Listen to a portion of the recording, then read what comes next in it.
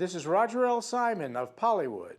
By special arrangement between PJTV's Pollywood and RottenTomatoes.com, here's Rotten Tomatoes Editor-in-Chief, Matt Atchity, to tell us what to look for and what to avoid in your movie theater in the coming days.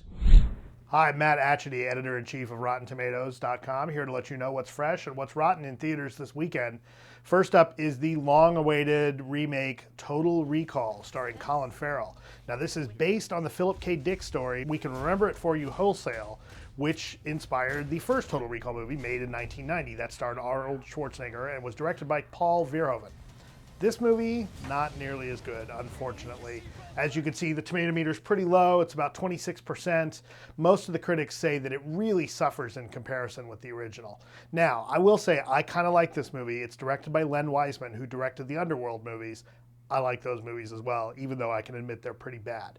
This one is kind of the same thing. You've got some good action, but it's not that great a movie. If you're looking for something as fun as the original Total Recall, stick with that one. This is one that you're probably not even going to remember got made in a couple of years.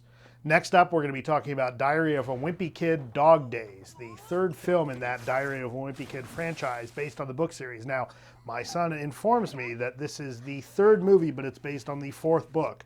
Most of the critics say this movie isn't very good. It's 36% on the tomato meter. They say it's pretty disappointing.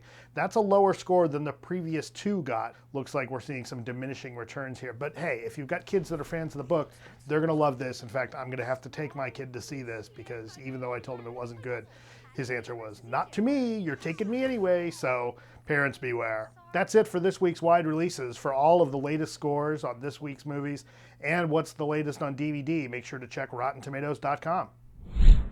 Thanks, Matt. Be sure to watch the next episode of Pollywood, coming soon to PJTV.